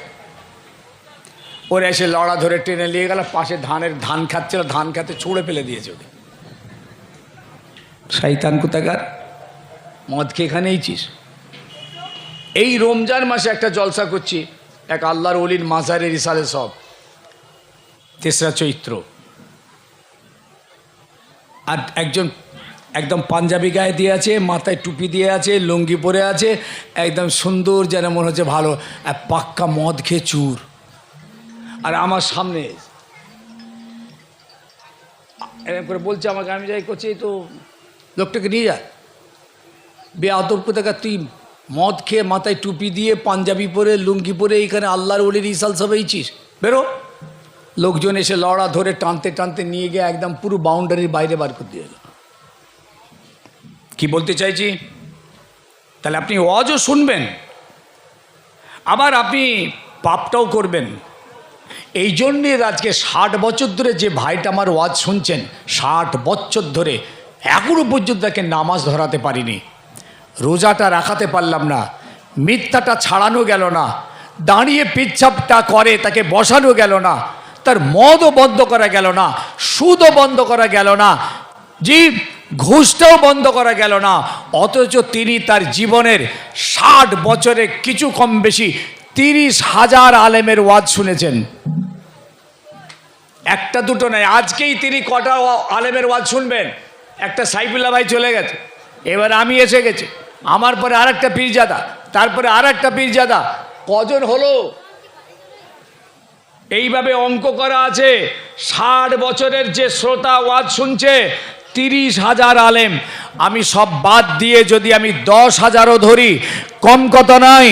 আপনি 10,000 আলেমের ওয়াজ শুনেছেন বসে বসে, এখনো পর্যন্ত আপনাকে নামাজ ধরানো যায়নি, রোজা ধরানো যায়নি, মদ সুদ ঘুষ ছাড়ানো যায়নি, আপনাকে মিথ্যা বন্ধ করা যায়নি, দাঁড়িয়ে পিচ্ছাপটা আপনাকে বসানো যায়নি। লজ্জা লজ্জা, মনে রেখো, এইরকম ওয়াজ ফেরাউন শুনেছে, হামান শুনেছে, কারুন শুনেছে, নমরুদ শুনেছে, আবু জেহেল শুনেছে। ওই রকম ওয়াজ যদি মওত পর্যন্ত শোনো, হেদায়েত নসিব হবে না। আবু বকর সিদ্দিক যে ওয়াজ শুনেছিলেন, ওমর, উসমান, আলী, বেলাল যে ওয়াজ শুনেছিলেন, সেই ওয়াজ শুনতে হবে। একবার শুনলেই জান্নাতি হয়ে যাবেন, জান্নাতি হয়ে যাবেন, জান্নাতি হয়ে যাবেন। আল্লাহর কোরআনের আয়াত নাযিল হয়েছিল মদিনার মসজিদে, রাসূলুল্লাহ সেই আয়াত পেশ করলেন, ইন্নামাল খামরু ওয়াল মাইসারু ওয়াল আনসাবু ওয়াল আজলামু রিজুজুম মিন আমালিশ শায়াতিন। ইন্নামাল খামরু, মদ হারাম, ওয়াল মাইসারু, জুয়া খেলা হারাম, ওয়াল আনসাবু, বোধ পূজা ঠাকুর পূজা করা হারাম, ওয়াল আজলামু, লটারি খেলা হারাম। লটারি খেলে নাকি? হ্যাঁ, এখানেও আছে। এরা তো কোরআনকে শহীদ করে দিল। সাহাবারা নিজেদের গলাকে শহীদ করেছিল, করে কোরআনকে বাঁচিয়েছে।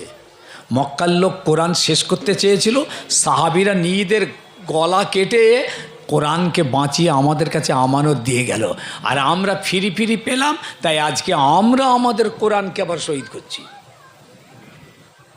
লটারি হারাম। কিরকম হারাম জানেন? যেমন সুদ হারাম, ঘুষ হারাম, জেনা হারাম, চুরি হারাম, সেম হারাম। 6 টাকা কেটে 1 লাখ না কত, 1 কোটি না কত, 6 টাকায় কত? আরে মুসলমানগুলো টিকিট বিক্রি করছে, আবার মুসলমানরা টিকিট কিনছে, আবার মেয়েরাও যে টিকিট কিনছে। যেন কি জিনিস হয়ে গেল। হ্যাঁ, ওই পয়সা আপনি খাবেন, আপনার রক্ত, আপনার হাড় হাড্ডি গোস্ত পোস্ত যা তৈরি হবে সব হারাম। ওই পয়সায় হজ করবেন, কবুল হয় না। জাকাত দেবেন, কবুল হবে না। কোরবানি করবেন, কবুল হবে না। মসজিদ মাদ্রাসায় দান করবেন, কবুল হবে না।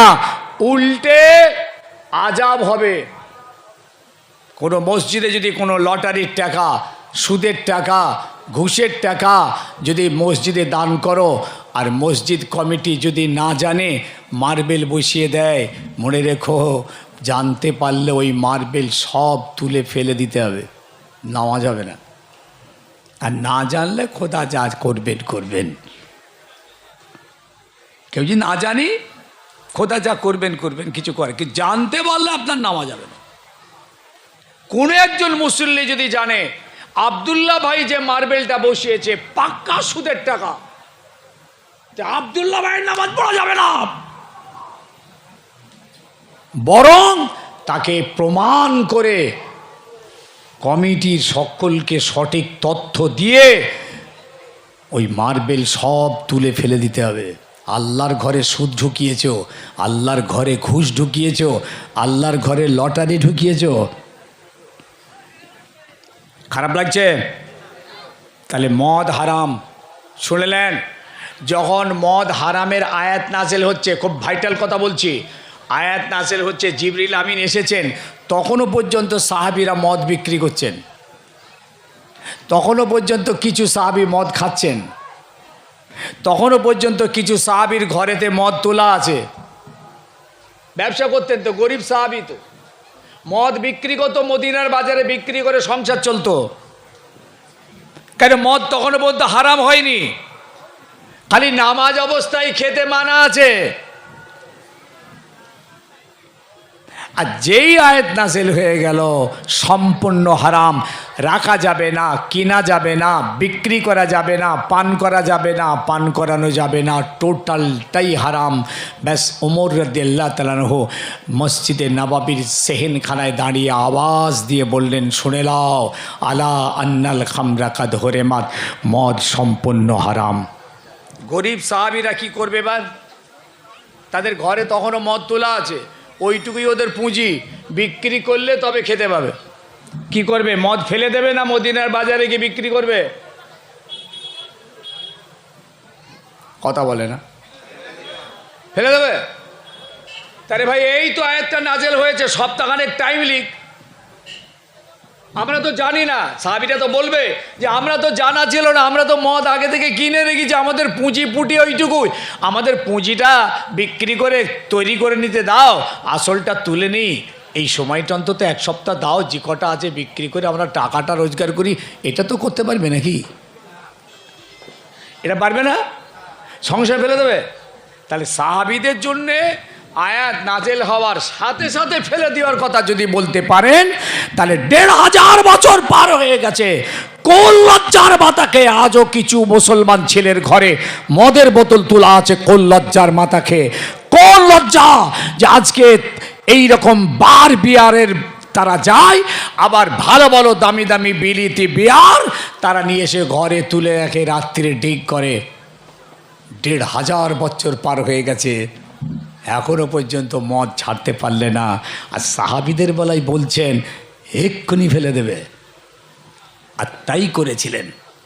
আল্লাহ নবী সাহাবীরা যেই আয়াত শুনলেন, হযরত ওমর ফারুকের ঘোষণা শুনলেন, আর দেরি করলেন না, তাদের ঘরে যত মদ ছিল, যতভাবে রাখা ছিল, সব টেনে টেনে বার করে মদিনার রাস্তায় ফেলে দিয়েছে।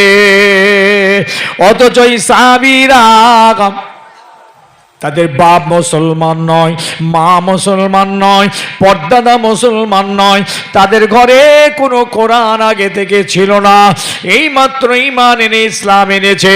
2 বছর, 4 বছর, 5 বছর, 7 বছর, 8 বছর, 10 বছর, 12 বছর হবে তাদের ঈমানের বয়স। অথচ বাবাজি ইসলামকে এমনভাবে তারা মেনে নিয়েছে, যেই মদ হারামের আয়াত এলো সঙ্গে সঙ্গে ছেলে বলে বিবি বাল বাচ্চা কি খাবে না খাবে জানি না, আইন হয়েছে হারাম, সঙ্গে সঙ্গে মদিনার রাস্তায় ফেলে দিয়েছে। আর আমার ঘরে কিছু ছেলে আছে, কিছু এখনো পর্যন্ত মদ ঘরে তুলে রেখেছে বোতল।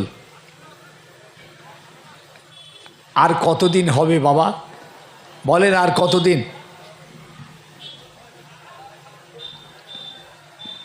সম্পূর্ণ হারাম, লটারি খেলবেন না, মানা করে দিচ্ছি। আল্লাহ মানা করেছেন, আমার মানা নয়, কোরআন মানা করেছে।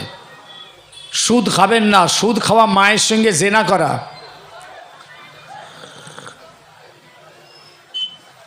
সুদ খাওয়া মায়ের সঙ্গে জেনা করা। আস্তাগফিরুল্লাহ, মায়ের সঙ্গে জেনার গুনাহ। জাহান্নামীরা জাহান্নামায় চলে যাবে, জান্নাতীরা জান্নাতে চলে যাবে।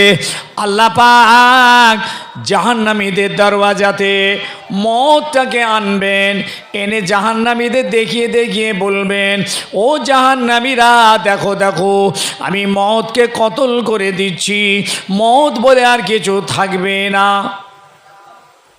তোমাদের আর মরণ হবে না, মওত বলে আর কিছু রইল না, তোমরা জাহান্নামের ভিতরে বেঁচে থাকো। জান্নাতীদের সামনে মওত আনবেন, জান্নাতীদের দেখিয়ে বলবেন, ও জান্নাতি, মওত আমি কতল করে দিচ্ছি, তোমাদের আর কোনো দিন মৃত্যু হবে না। জান্নাতীদেরও মওত হবে না, আর জাহান্নামীদেরও মওত হবে না। জান্নাতীরা জান্নাতের ভিতরে বসে বসে নিজেদের ভিতরে আলোচনা করতে থাকবে জাহান্নামীদের ব্যাপারে, গুনাহগারদের ব্যাপারে, মুজরিমদের ব্যাপারে। জান্নাতীরা জান্নাতের ভিতরে আলোচনা করবে। কোরআন পাকের আয়াত এসেছে, ফি জান্নাতিন ইয়াতাসাআলুনা আনিল মুজরিমিন। জান্নাতীরা জান্নাতের ভিতরে বসে বসে জাহান্নামীদের ভিতরে আলোচনা করবে, কেন ওরা জাহান্নামার ভিতরে গেল, কি হলো ওদের, ওরা তো আমাদের মতনই ছিল, ছেলে পুলে বিবি বাল বাচ্চা নিয়ে কার কারবার চাষবাস ঘর বাড়ি নিয়ে আমাদের মতোই সংসার করছিল, কি হলো হঠাৎ ওরা জাহান্নামার মধ্যে কেন? জান্নাতীরা ওই জাহান্নামীদের বা জিজ্ঞেস করবেন, শুনছেন তো, শুনছেন? জাহান্নামীদের জিজ্ঞেস করবেন, কারা কারা জিজ্ঞেস করবে? জান্নাতীরা। আমি কোরআনের আয়াত বলছি, মা সালাকাকুম ফি সাকার। এই সাকার হচ্ছে জাহান্নামার একটা তবকা, একটা স্তর। জাহান্নামার অনেক তবকা থাকবে, first class, second class, third class, fourth class. ওপর থেকে নামবে, ওপরে হচ্ছে ওপর থেকে নামবে, নিচই হচ্ছে ফার্স্ট ক্লাস, সব থেকে কঠিন আযাব নিচই, তারপরে উপরে একটু, তার উপরে তার উপরে তার উপরে। ওই সাকার হচ্ছে একটা তবকা। জান্নাতীরা জিজ্ঞেস করবে, মা সালাকাকুম ফি সাকার, কোন জিনিস তোমাদেরকে এই জাহান্নামী সাকারের ভিতরে নিয়ে গেল? ও জাহান্নামী ভাইরা, কি ব্যাপারটা বলো, কি কারণে তোমরা এমন করে সাকার নামী জাহান্নামার ভিতরে আছো? জাহান্নামীরা চারটে উত্তর দেবে। কটা? চারটে উত্তর দেবে।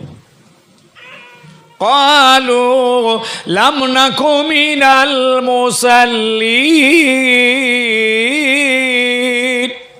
এক নম্বর, ও মা জান্নাতীরা, আমরা দুনিয়ার জমিনে নামাজ পড়িনি, মুসল্লি হইনি, নামাজিদের সঙ্গ দিইনি।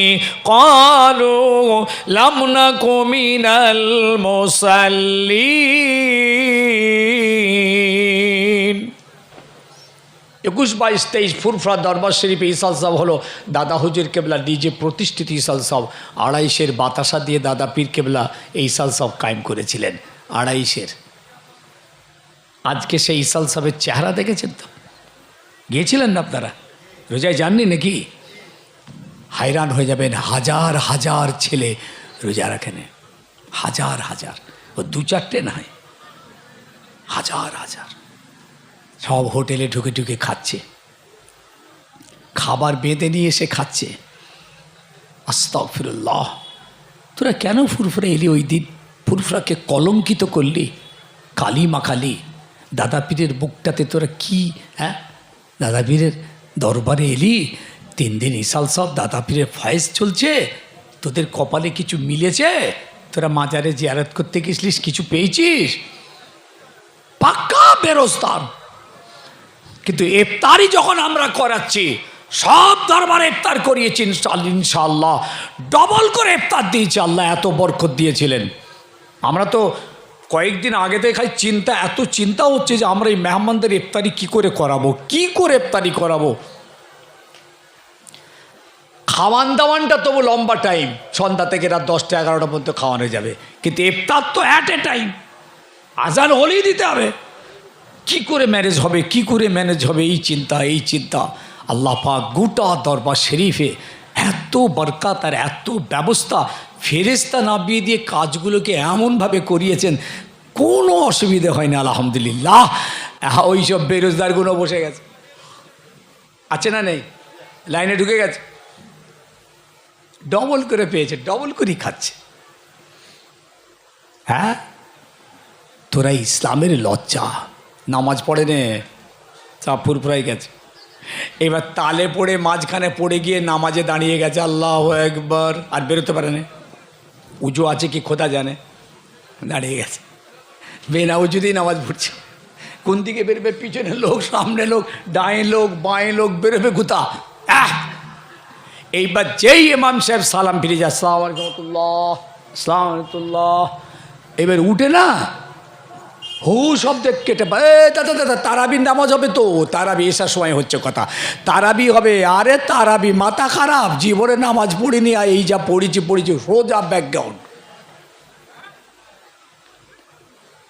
আমি তাদের ভাবতে বলছি, তোমরা কি, তোমরা কেন, তোমাদের অবস্থানটা কি, তোমাদের করণীয় কি ভাববে না? কেন ফুরফুরায় গেলে, কি পেলে, কি নিতে গিয়েছিলে, নিজেকে প্রশ্ন করো তো। এত খরচা করে, এত টাকা নিয়ে, এত কষ্ট করে, এত লোক নিয়ে, এত কি কি কি ব্যাপারটা কি, কেন ফুরফুরায় গিয়েছিলে? বেকার। কেন জাহান্নামার ভিতরে ওরা জবাব দেবে, আমরা নামাজি হইনি, মুসল্লিদের সঙ্গ দিইনি। একটা। 2 নম্বর, কি কারণে জাহান্নামার ভিতরে গেলি? ওরা জবাব দেবে, ওয়ালাম নাকুনু তুইমুল মিসকিন, ও আমরা মিসকিনদের কোনো দিন খাওয়াইনি, গরিব ফকির বেওয়া এই মানুষদের হাতে কোনো দিন সাহায্য করিনি। আছে কিছু গরিব মিসকিনদের দেয় না, ফকির ফাকরাদের হাতে টাকা পয়সা কিচ্ছু দেয় না, সাহায্য করে না, জাহান্নামের ভিতরে গেছে। আল্লাহর কোরআন বলছি, 3 অকুন্না নাখুদু মাল খায়দিন। 3 নম্বর, কি কারণে তোরা জাহান্নামায় গেলি? ওরা জবাব দেবে, আমরা পৃথিবী জমিনে খারাপ জায়গায় বসে বসে, খারাপ মানুষদের সঙ্গ দিয়ে, খারাপ আলোচনার ভিতর দিয়ে সময় কাটিয়েছি। অকন্যা নাখুদু মাল খায়দিন।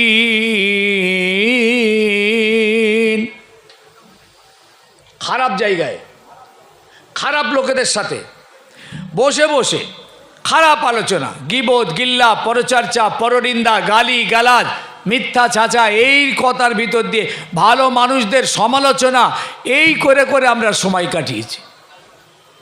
এই জন্য আমরা জাহান্নামায় চলে এসেছি। খারাপ জায়গা চিনেছেন ইমানদার? খারাপ জায়গাগুলো পৃথিবী জমিনে ঠিক করে নিয়েছেন? কোনগুলো আমাদের জন্য খারাপ? পৃথিবীর কোনো জাতের জন্য খারাপ নয়, আমাদের জন্য খারাপ। আল্লাহর কোরআন বলছে, মোমেন সব জায়গায় বসতে পারে না, মোমেন সব জায়গায় বসবে না। বাজারের চায়ের দোকান, মাচা, তাসের আড্ডা, জুয়ার আড্ডা, কেরামের আড্ডা, টিভির আড্ডা, পার্টির আড্ডা, ক্লাবের আড্ডা, সারের ঘাট, এই সব জায়গায় ইমানদারদের জন্য নাজায়েজ। আপনি বসলেই জেনার গোনা হবে। আই চ্যালেঞ্জ, আপনি যখনই মাচায় বসবেন 5-7 জনকে নিয়ে সঙ্গে সঙ্গে গীবত শুরু হয়ে যাবে, গিল্লা শুরু হয়ে যাবে। ভালো ভালো মানুষদের, আলেম ওলামাদেরও আপনারা সমালোচনায় লিপ্ত হয়ে যাবেন। কাঁচা জেনার গোনা হবে, জেনার থেকেও কঠিন গোনা। রাসূলুল্লাহ বলছেন আল গীবাত আসাদ্দ মিনাজ জেনা, জেনার থেকেও কঠিন গোনা হবে গীবত গিল্লা। এই জন্য ইমানদার মোমেন ভাইরা, আমাদের জন্যে সব জায়গায় বসা যাবে না। বাজারে তো যেতে হবে, কেনাকাটা করতে হবে, বেচা কেনা করতে হবে, ব্যবসা করতে হবে। প্রয়োজনটুকু মিটিয়ে আপনি বাজার ছেড়ে দেবেন। শেষ আয়াত। আর কি কারণে তোরা জাহান্নামায়?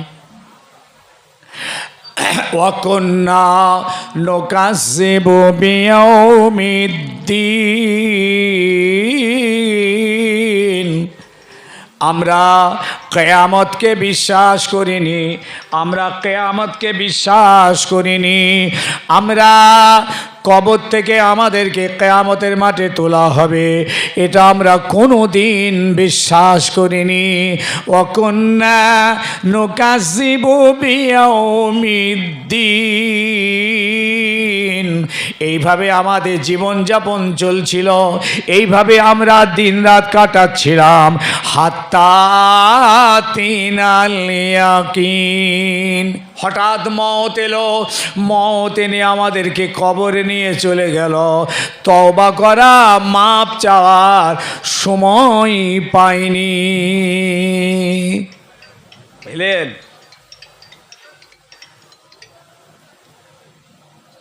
পাইনি। তওবা যে করতে হবে, মাপ যে চাইবো আল্লাহর কাছে, নামাজ যে শুরু করবে, এই সময় পাইনি। যুবক তোমরা ভাবছো এখন অনেক দিন বাঁচবে, মুরব্বী ভাবছেন আরো কিছুদিন বাঁচলে হতো।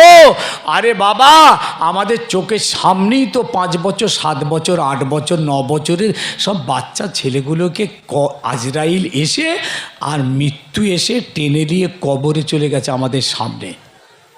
70 বছরের দাদু বেঁচে আছে, 65 বছরের দাদি বেঁচে আছে, 50 বছরের বাপ বেঁচে আছে, 45 বছরের মা বেঁচে আছে, আর পোতা কবরে চলে গেছে। কি আপনি বাঁচবেন বলছেন? হ্যাঁ, এরপরও দাদু নামাজ পড়ে না। হে 70 বছরের দাদু দাদি, হে বাপ মা, তোমার কোল থেকে তোমার বাচ্চা ছেলেটাকে মওত এসে টেনে কবরে নিয়ে চলে গেছে, হুঁশ নেই এখনো? তুমি এখনো পর্যন্ত বেনামাজি হয়ে আল্লাহর জমিনে নাফরমানি করে ঘুরে বেড়াবে, বেরোজগার হয়ে নাফরমানি হয়ে ঘুরে বেড়াবে, মদ খেয়ে সুদ খেয়ে ঘুষ খেয়ে নাফরমান হয়ে আল্লাহর জমিনে জুলুমবাজি করে ঘুরে বেড়াবে। এই জমিন অপেক্ষায় আছে, একবার ভিতরে এসো, আমি তোমার উপযুক্ত ব্যবস্থা করার জন্য তৈরি আছি। মিনহা খালাকনাকুম ওয়া ফিহা নুঈদুকুম ওয়া মিনহা নুখরিজুকুম তারাতান উখরা। একবার এসো। আল্লাহ আমাদের দ্বীন শরীয়তকে বুঝার তৌফিক দেন, বলুন আল্লাহুম্মা আমিন। হাতে ধরে বলে যাচ্ছে, ভালো কাজটা শুরু করো, আস্তে আস্তে শুরু হোক, সবটা একসঙ্গে হবে না, অল্প করে হোক, মাঝে মাঝে হয়, মাঝে মাঝেই হোক, মাঝে মাঝে বন্ধ হয়ে যায়, আচ্ছা বন্ধ হোক। আচ্ছা 5 ওয়াক্ত না পড়তে পারেন, 1 ওয়াক্ত হোক। আচ্ছা 2 দিন বাদ দিয়ে ফের 1 ওয়াক্ত হোক। অন্তত ভালোটা চালু হোক, ভালোটার অভ্যাস তৈরি হোক। দেখবেন একদিন বাড়তে বাড়তে 1 ওয়াক্ত 2-এ যাবে, 2 3-এ যাবে, 3 4-এ 5-এ, 5 ওয়াক্ত আল্লাহকে আপনি নামাজি হয়ে যাবেন। আমি আমজাদ আজকে আমার ছেলেদের বলে যাচ্ছি, 1 ওয়াক্ত করে পড়ো, ফের 2 দিন বন্ধ দাও, সমস্যা নেই, তুমি 1 ওয়াক্তই পড়ো, যেটা তোমার সুবিধে। জোহরে যদি সম্ভব হয়, মাগরিবে যদি সম্ভব হয়, ইশাতে হয়, 1 ওয়াক্তই শুরু করো। আই চ্যালেঞ্জ, আল্লাহর এত বড় রহমত তোমার উপরে নাজিল হতে থাকবে, ওই 1 ওয়াক্তটা আমি 1 মাস পর খবর নিয়ে দেখবো তুমি 5 ওয়াক্ত নামাজি হয়ে গেছে। ভালোটা চলতে থাকুক, খারাপটা বন্ধ হতে থাকুক, অল্প করে বন্ধ করো। যিনি মদ খাচ্ছেন সঙ্গে সঙ্গে বন্ধ করতে পারছে না, আচ্ছা ঠিক আছে মাঝে মাঝে বন্ধ হোক, মাঝে মাঝে খাও, এইভাবে চলতে থাকুক, ছাড়তে থাকুক। এইভাবে চলতে চলতে একদিন দেখবেন ইনশাআল্লাহ মদটা তোমার কাছ থেকে টোটালি চলে গেছেন।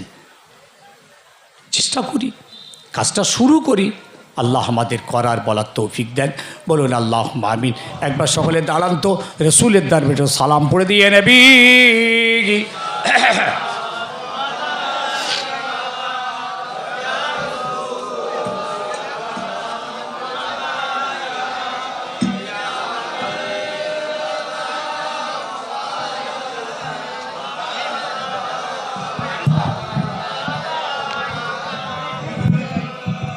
এসব বেঁধে দেয় কেন? এসব বাঁধলেই তো ঝামেলা, বাঁধলে তো মাইকলাকে এনে বসে থাকতে হবে। হ্যাঁ, এসব তুলবে কে? মাইকালা তো এখানে নেই, তুলবে কেটা? আবার বেঁধে দিয়েছে। সামনে আগিয়ে আসেন ভাই, ছেলেরা এসো, সামনে এসো। মাশাল্লাহ মাশাল্লাহ, জমতে জমতে আমার 1.5 ঘন্টা কেটে গেল খালি আপনাদেরকে পেতে পেতে। ওয়াজ তো আধ ঘন্টা পেলেন। যখন এসে হাজির করলাম 10টা লোক ছিল নি। গ্রামের ভাইদের বলছি, আমার বাপদের বলছি, যুবকদের বলছি, তোমরা সকাল সকাল তোমাদের জলসা, তোমাদের জমিনের জলসা, তোমাদের গ্রামের জলসা, তোমাদের অর্থ দিয়ে জলসা, তোমাদের আন্তরিক জলসা, তোমরা সকাল সকাল এসে বসে যাও। ওই হই হুল্লাড় বন্ধ করো, ওসব কিচ্ছু হবে না, গোনা ছাড়া কিছু নেই। আল্লাহর জন্য করেছো, আল্লাহর জন্য এসে সব বসে যাও এখানে। আল্লাহ পাক যেন কবুল করেন, বলুন আল্লাহ আমিন। যা গোনা হয়ে গেছে, গোনা তো একটা হয়েছে, এই যে মেলা চলছিল না, হবেই গোনা, কোনো উপায় নেই। আল্লাহ যেন সব মাফ করে দেয়, নাহলে কোনো উপায় নেই। এই ঈদের দিন না, ঈদের চাঁদ রাত আর ঈদের দিন, আবার ঈদের পর দিন এমন জায়গা আছে 3 দিন এরকম মঞ্চ তৈরি করে খালি নাচ হয়, মুসলমানরা করে। ওই কাওয়ালি হয়, গজল হয়, গান হয়, ড্যান্স হয়, নাচ হয়, মদ খেয়ে হই হই করে ছেলেরা। রাস্তার এইদিকে একটা মঞ্চ, রাস্তার ওদিকে একটা মঞ্চ, ওদিকে নাচছে, এদিকে নাচছে। শুনলে অবাক হবেন, মেয়েরা পর্যন্ত এক একটা মঞ্চ তৈরি করে সব নাচছে। আর বড় বড় সব ডিজে বক্স, কান ফেটে যাবে, হার্ট ব্লক হয়ে যাবে। 3 দিন পর 4র্থ দিনে এবার আমাকে নিয়ে গেছে, শুনছেন নাকি?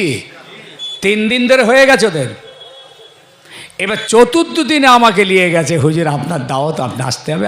আমি যে এবার কি করব না, ওই ধুয়ে মুছে সাফ করতে হবে। পাপ করেছে। আমি বললাম বাবা কি হয়েছে, সব প্যান্ডেল এসছে, বলেছে 3 দিন ধরে যা হবার হয়ে গেছে হুজুর, আপনি একটু ক্লিয়ার করেন। আচ্ছা, আমার ক্লিয়ার তো হ্যান্ড ট্র্যাক্টর, মাটি চোষা মাটি একদম ফেড়ে ফেলবো আজকে। আল্লাহ পাক যা বলার বলিয়েছিলেন, এমন বলা বলেছিলাম, আর দাওয়াত করেন। ওরা কি ওই গান বন্ধ করবে নাকি আমার ওয়াজ শুনে? ঠিক চাঁদ রাতে, ঈদের দিন, ঈদের পর দিন, 3 দিন ধরে আনন্দ ফুর্তি, গোটা গ্রামটাকে জাহান্নামায় ফেলে দেবার অবস্থা। আল্লাহ পাক বাঁচাক, আমাদের ছেলেরা খুব বিভ্রান্ত হয়ে পড়ছে, বিপদগামী হয়ে যাচ্ছে, খারাপ পথে চলে যাচ্ছে।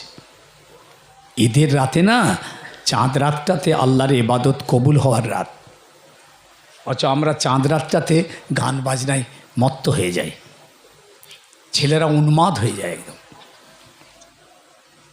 আসলে একটু সালাম পড়ে দিই, আমাকে এক্ষুনি জিয়াদাতে জলসা আছে, 12টায় টাইম। জিয়াদা থেকে আমাকে আবার যেতে হবে নন্দকুমার, ওখানে শেষ টাইম।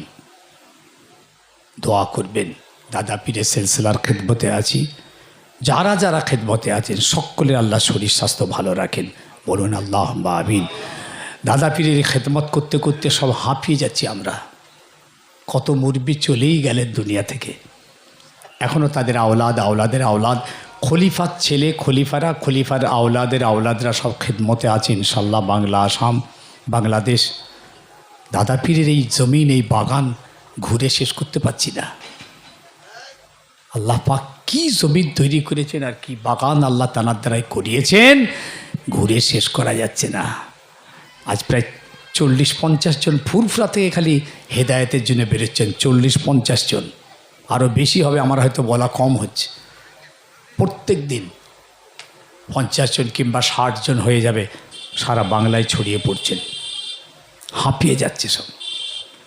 দোয়া করবেন আপনারা সকলে, আর দাদা পীরের আদর্শকে মজবুত করে ধরেন, ওসিয়ত নসিহতকে মজবুত। খাই দাদা হুজুর কিবলা জিন্দাবাদ ভালোবাসি বললে হবে না, আমলি জীবনে আসতে হবে, না দাদা পীর খুশি হবেন না। তালাল বদরু আলাইনা মিন সানিয়াতিল ওয়াদাই ওয়াজাবা শুকরু আলাইনা মাদালিল্লাহ হেদাই ইয়া নবী সালামু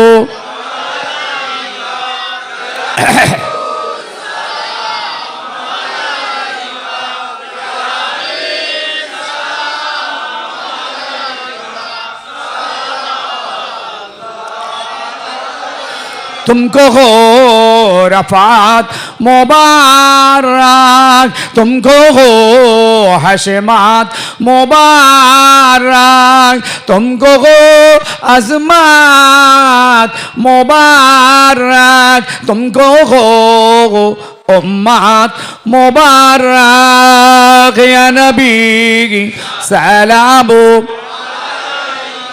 या रसूल सलामुन।